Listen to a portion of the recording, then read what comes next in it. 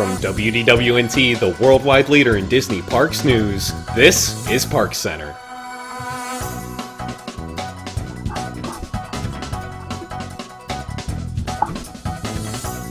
Hello there, everybody, and welcome to this week's edition of ParksCenter. Happy Valentine's Day to everybody out there watching this on Friday. And if you're watching this on Wednesday, guys, this is your last reminder. You got 2 days. Joining me on tonight's show, we have Allison. Happy almost Valentine's Day and almost Mardi Gras. Oh, nice. Jill. Happy day before Galentine's Day. Rob. Hey there. Not the normal Rob. This is a new Robbie's. Good pleasure to have you on the show. You just said you're Thanks. not normal.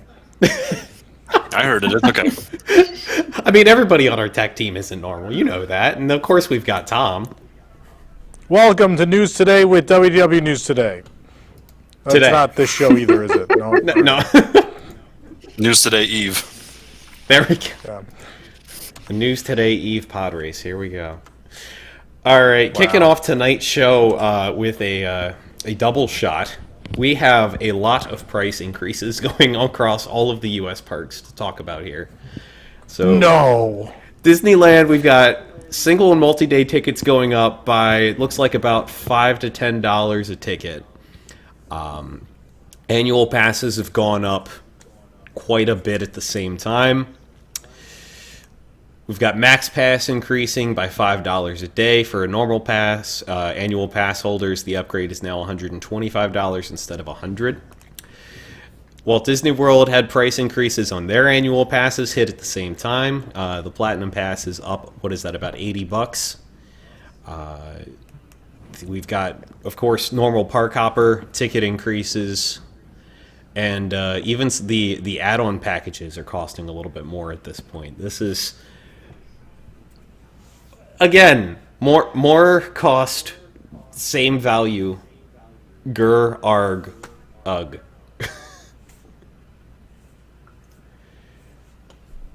Take it away, Jill. I know you have a lot to say about I know y'all were excited about this before the show started. I'm pretty sure we're just being quiet to figure out who goes first. So I'm gonna focus on the annual pass increases because this just it makes me angry all over again how unfair the pricing structure is to non-Florida, non-DVC people. That like there are some annual passes that didn't go up, and there are annual passes for DVC members that went up by like $20, but the out-of-state Platinum Pass, which is the only annual pass available to, like I said, non-Florida residents, went up like $70-some. So the Gold Pass only goes up $20, but the Platinum Pass goes up over $70. And it frustrates me because the people that are least able to utilize their annual passes are the ones that are paying the biggest price, and that makes me nuts. That's crowd control then at that point, though, isn't it? Shouldn't crowd control I'm not then be defending driving up Disney the prices continually for raising Florida prices. residents? Don't get me wrong, but if a gold pass is blocked out on the most peak weeks of the year. So if they didn't raise the gold pass much, but they did raise the one with no blockout dates, all the other price increases are not to control crowds, they're to make more money. But in the case of the annual passes, that one to me makes sense because it's a pass with blockout dates. But then So, I make don't that know. pass But a with fun blockout fact- dates available to non-Florida residents. Yeah, no, they don't anymore. No, Yeah, that's what I'm not frustrates me. defending them. To give you an idea, fun fact, if you combine the price of my Tokyo annual pass, my Hong Kong annual pass, my Paris annual pass, and the Shanghai one I didn't buy because the park is a dump, if you combine the price of all four of those, you would not eclipse the $2,200 that my Premier Passport now costs. And honestly, some of those other parks are better than these. So that's just, I don't have an opinion. I think, everyone knows how I feel about current management and such, but I just like that fun fact that you could have all those other parks and resorts for less than the cost of the Premier Passport. Good grief. I mean, it's February, so that means price increases for for entrance to the park. That just like seems to happen every year, and I expect it. And some of it every year is like a huge percentage, and some of it is a smaller percentage, and some things don't move that much. The thing that really frustrates me is that there are so many options for kinds of passes, and it's really hard to figure out what's best for you. And for me, like, I'm about to be traveling a lot to California for work, and specifically to LA, and I was super excited about it. And I thought, like, maybe there's something that will make sense for me, because when I get finished, I don't mind driving the hour and a half or 2 hours in traffic to spend a couple of hours in the park, and it would be worth it for me to invest in one of these annual passes. But there's nothing akin to like the Epcot After 4, but for Disneyland. And it's really hard for me to tell like what days I'm going to be there and how that's going to match up with the calendar. I just got frustrated, and I was like, all right, well, it's not going to happen. Good grief. Like that's a sign you've gone too far with your ticket schemes. If somebody who is a fan enough to be on a podcast is going to look at your pricing schemes and go, no, I can't figure this out. Forget it. I'm just going to not go. Like, what the heck is this? The Disneyland one, didn't they adjust it to be from 3 tiers value and then a couple others to there's 5 now? And I think that's based on the time of the year, isn't it? Now. Yeah. Mm-hmm. It's based on the day, basically, not even the time of year. So, like, in a given week, I think you could see all 5 of those price points. Right. Yeah, so it might be, more expensive on a Friday or a Saturday or something. Yeah. Something like or that. Or a Tuesday, because sometimes the Disneyland park is most crowded on a Tuesday. And so that's fair, I can't... What's happening on Tuesday? Because they're all California's weird in California. Their crowd flow is weird. People take their kids out of school on a Tuesday to go to Disneyland. Everyone's fine with it. It's weird. I don't know. The one time I went to Disneyland, I thought I was being super savvy about it because I know Disney World, and I was like, oh, I'm going to go on a Tuesday. It's October. It's going to be amazing. It was wall-to-wall people. I made a major calculation error. So, and I'm not going to know ahead of time, like, when I'm going to travel, so it's hard. I can't look at the whole year and then compare it to whatever Disney's dates are for blockout dates and stuff. I just this is I need a PhD in theme park ticketing to be able to figure out what makes sense for me. I don't want to do this. Is that what they're trying to do, though? Are they trying to frustrate people to the point they just hit buy on a ticket, though? Maybe. But so when I was a kid, a Disney vacation was something you planned sometimes years in advance, and you knew when you were going and when you were coming back. And I feel like we're living in this much more sort of spontaneous decision society simply because the internet makes things like that so easy. Mm-hmm. And Disney is making it harder and harder to do that. Their tickets, Disney World tickets, you have to buy it based on the day you're going to be there. Well, what if you don't know? And you have to make all these reservations 6 months out. Again, what if you don't know 6 months out that you're even going? And it's just frustrating that we're kind of living in this more agile society, and Disney is structuring its tickets and lots of other things farther and farther away from that concept. Yeah. It's a little ridiculous at this point, but I guess they do need to be making money somehow, which they apparently need a little bit to repair some damage from some they're fires. using all that for maintenance. Yeah, that's Magic Kingdom looks like it's in Detroit. Well, Disneyland looked like it was Dante's Inferno this weekend. It was good grief. So there was a fire in the backstage area between Main Street and Adventureland. Surprised those two are closer than you might think. We got a statement later from the OC Register telling us that this was a backstage area where the fire was. There was a generator back there apparently that caught fire. I believe, correct me if I'm wrong, that there was not any damage to any attractions or anything really guest facing. Is that They accurate? said no damage. Yeah. So thank goodness for that, at least. But yeah, it almost feels like this could have just happened at any point, right? It's not really. It stinks, but I'm glad nobody got hurt. Nothing was damaged. Yeah. Yeah, and I think our article said it was a temporary construction generator. Mm-hmm. I don't know what construction they're doing, but you see all of them use generators and stuff like that backstage all the time, so I'm not shocked. But Sure. I think what's scary is I don't think we realize how dangerous fire is. And if you look at like Universal Hollywood, they have lost so much history to fire in that park. They lost Kong.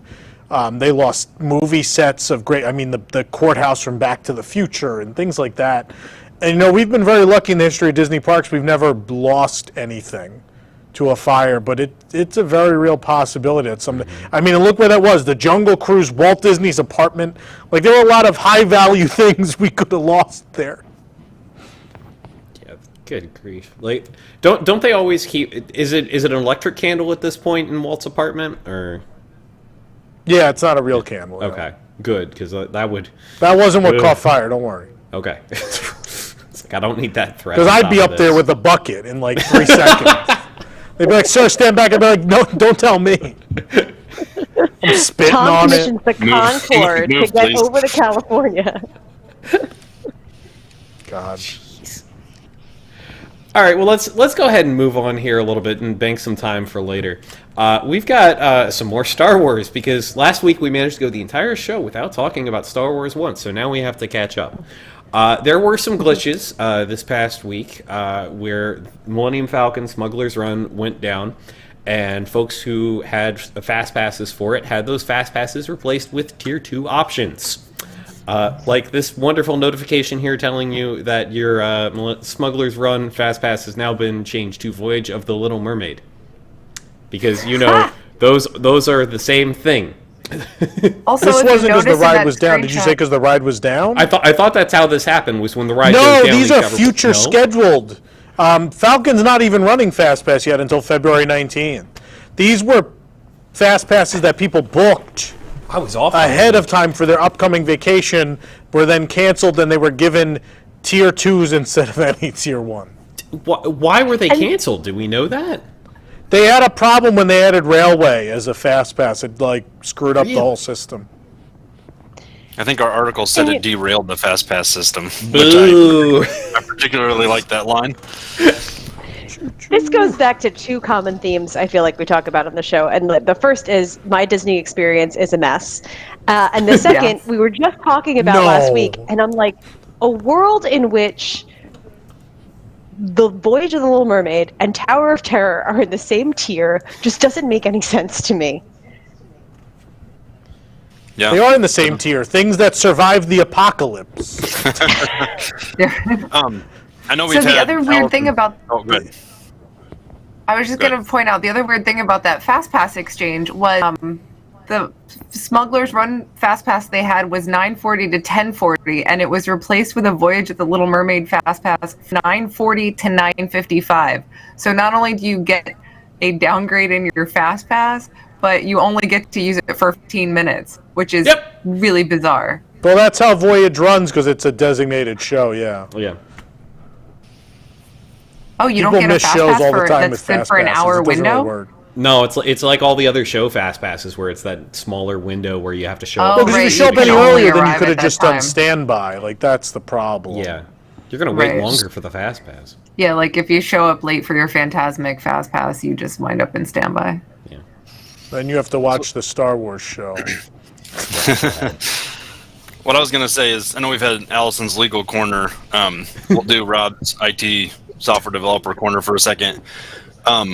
This sounds like the kind of thing that you would have, My Disney Experience, the testing environment that you could upgrade or add attractions to. You have tests running so that they don't break, and then somebody probably should have known that for whatever reason, whatever data Runaway Railway has was going to break that.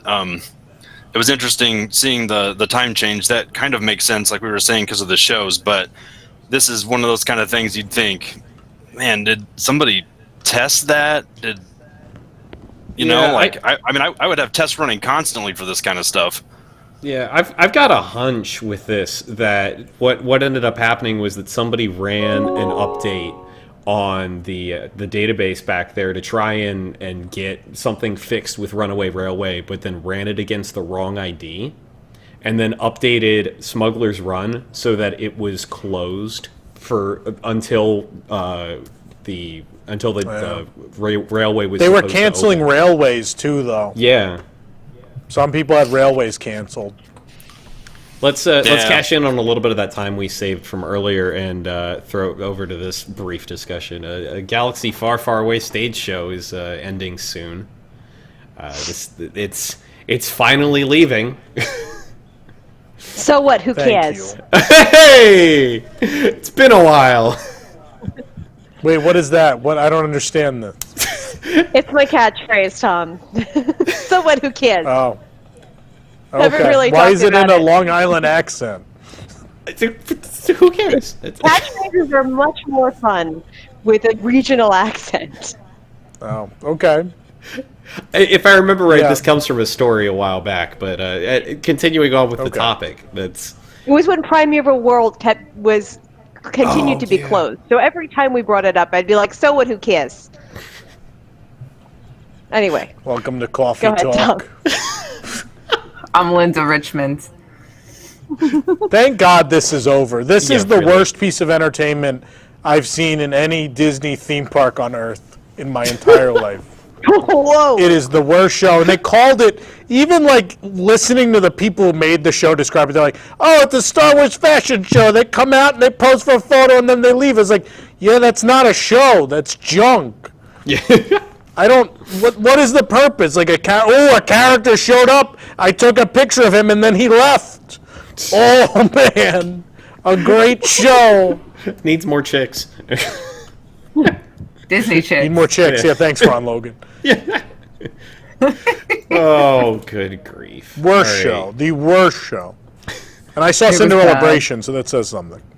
Well, at least you think it's better than our show. I'll say that. So, moving on with our show, touching base with our newest category of interaction with you folks, patent pending. Let's see if I loaded this. I did load this right. Oh my God. Hey, you all get to do that bit. I get to do that bit.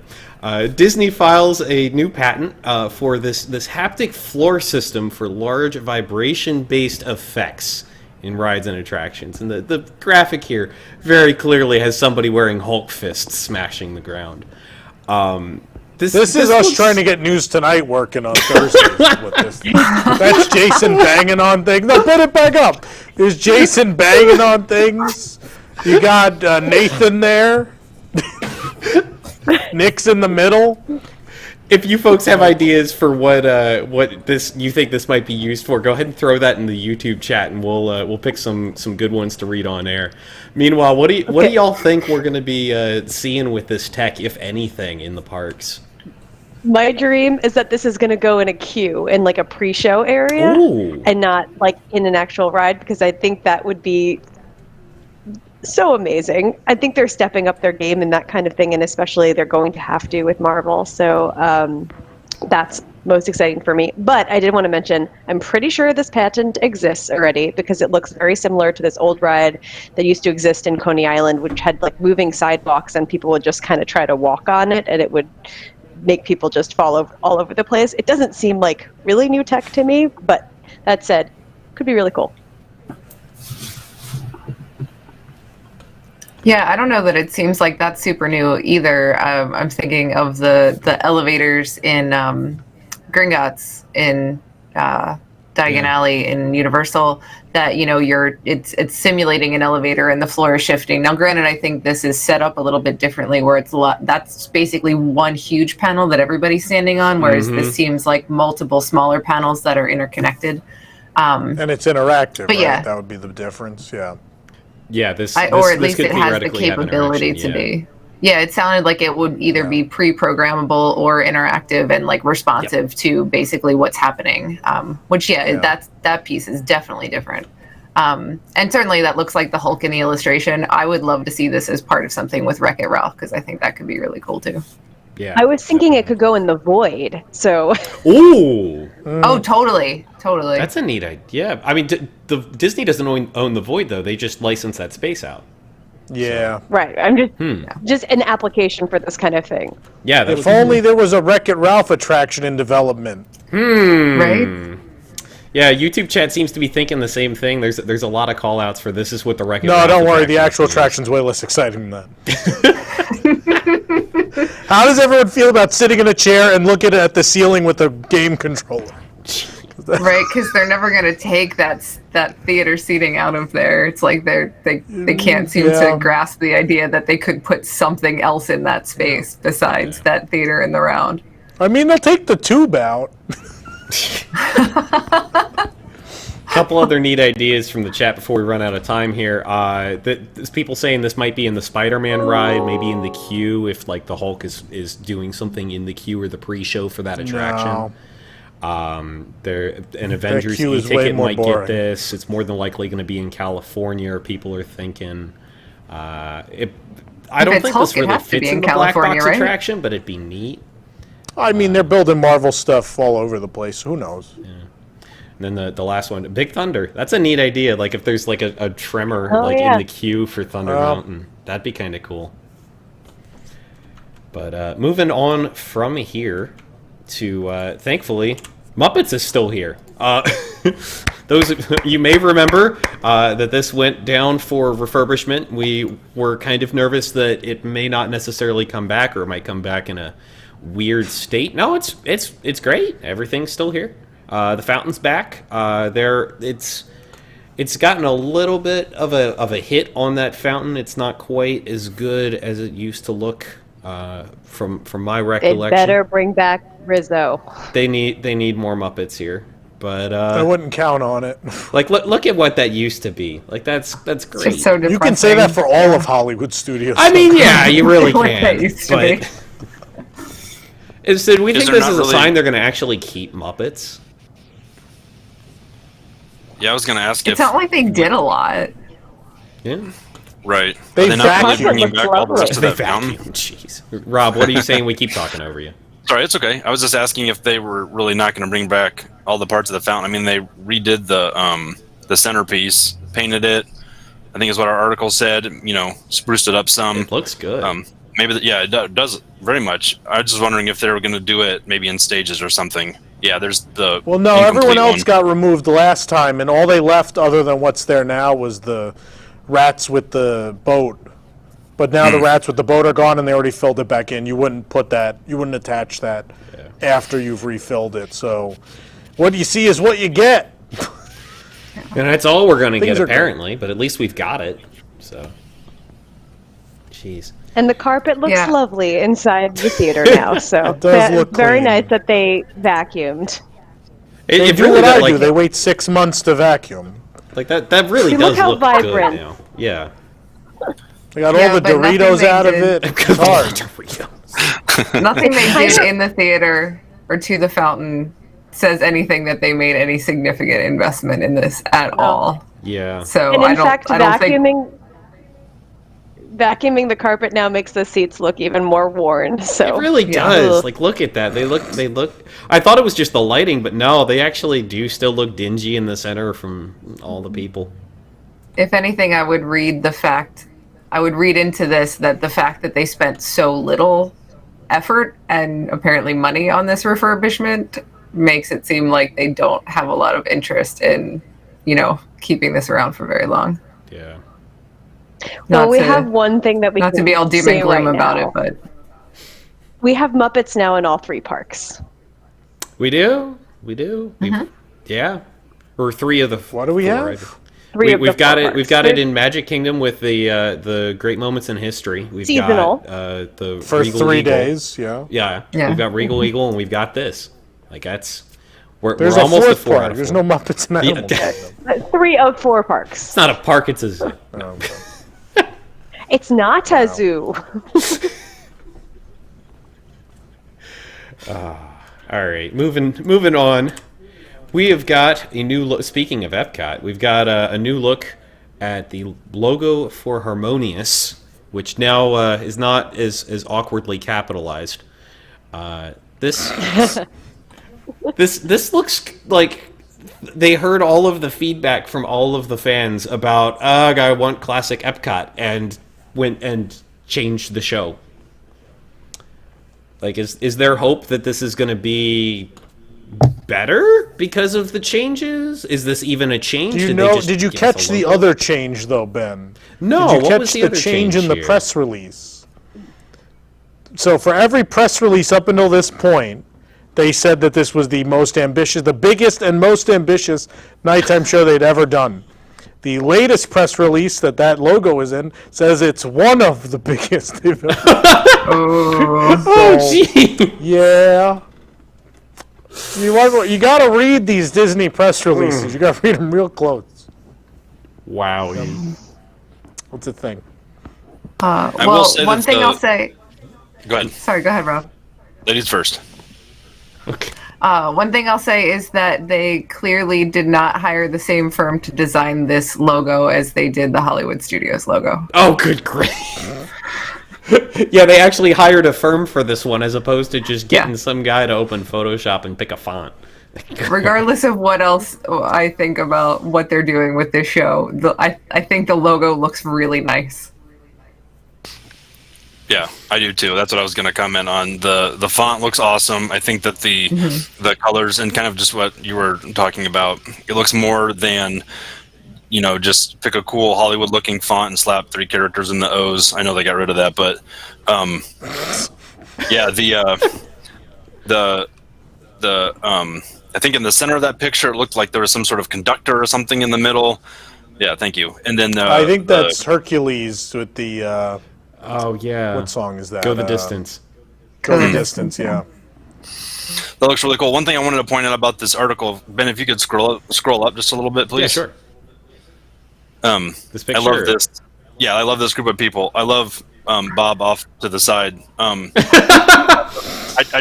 looks photoshopped. I was about to say, that looks like a Photoshop job. I don't know if he's ever actually there. Right, he looks photoshopped, and I was curious why he's in the back, and I think it's to hide the plug.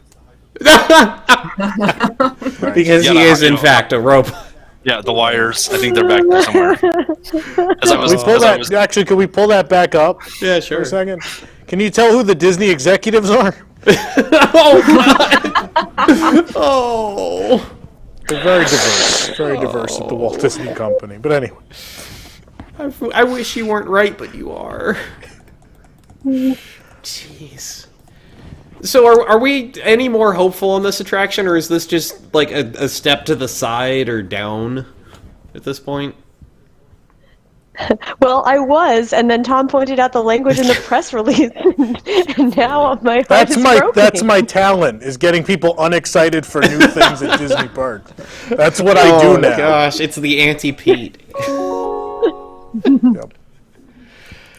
All right, well, that is almost going to do it for this week's show, but I do have a couple quick things that I wanted to make sure we mention, just so that you're aware. Not really much discussion about this, but Fastpass Plus is now available for Mickey and Minnie's Runaway Railway. We kind of alluded to that in an earlier story, but in case you're heading down, you might want to check and see if you can grab any still. Or if the My Disney Experience is even working at that time of day, because it's been crashing Hopefully you get to keep them. Yeah. And Disney's Animal Kingdom had its park hours extended for a few dates in March, so if you're heading down in March, might want to check that out and take advantage of that. And if you are thinking about heading down in March, we highly recommend you check out Never Grow Up Vacations, the official travel sponsor of WDWNT. Never Grow Up Vacations is an authorized Disney vacation planner with years and years of experience booking Disney vacations for their clients. And we're sure that if you contact them, they can help make your next trip even more magical. So head on over to wdwnt.travel to contact them about your next trip today. Thank you all for listening. If you're watching this live or soon after it goes to air, the ParksCenter survey is still open. Link in the description. wdwnt.com/PC survey. For those of you who can't get to the description easily, that is wdwnt.com/PC survey. We have the post show coming up if you're watching live on Crowdcast. If not, you can head on over to patreon.com/WDWNT and become one of our WIGS members, or WDWNT Interglobe Society. For as little as $2 a month, you can get access to our post show, the post show for News Tonight, and a whole host of other benefits while supporting all the shows you know and love. So head on over to patreon.com/WDWNT to check that out. Like I said, if you're watching live, stick around for the post show. Otherwise, we will see you all next week. Bye. Don't miss the dating game tomorrow night. Beep boop. J-Pex and robot. Beep boop. Beep boop.